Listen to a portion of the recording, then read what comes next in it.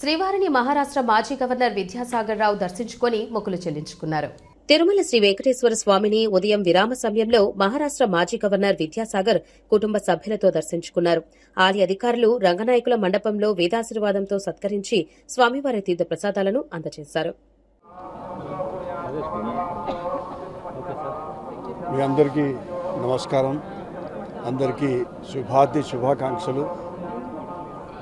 నిన్నటి నుంచి మేము ఇక్కడ చాలా ఆహ్లాదకరమైనటువంటి వాతావరణం, క్రమశిక్షణతో కూడుకున్నటువంటి ఇక్కడి సిబ్బంది చాలా ఆనందాన్ని కలిగించింది.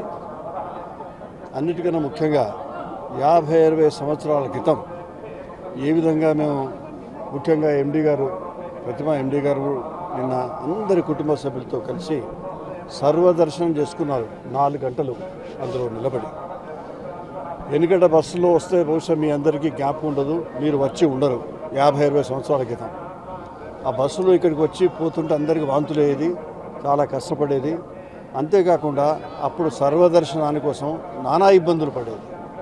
ఇప్పుడు చూస్తే ఇప్పటి యువతకు ఒక ఆదర్శంగా మాకు అనిపించింది. నిన్న మా కుటుంబ సభ్యులందరూ కూడా సర్వదర్శనం చేసుకుంటే నేను యువత కూడా విజ్ఞప్తి చేస్తున్నాను, సరిగ్గా అందరు వచ్చి మాకు ఈ దర్శనం ఆ దర్శనం అని కాకుండా సర్వదర్శనం అనేది సర్వత్రా అందరికీ శ్రేయస్కరమైనటువంటి దర్శనం.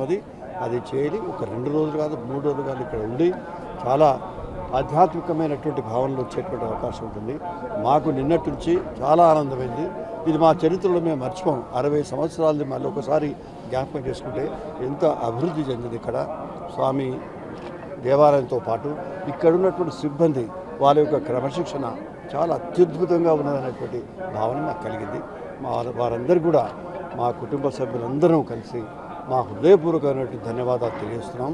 ముఖ్యంగా మా మిత్రుడు, మా టీడీపీ సభ్యుడు వారు ఈ విధంగా నిన్నటి నుంచి మాతో ఉండడం చాలా ఆనందదాయకంగా ఉంది. మీ అందరికీ కూడా నా హృదయపూర్వకమైనటువంటి నమస్కారాలు, ధన్యవాదాలు తెలియజేస్తున్నాను.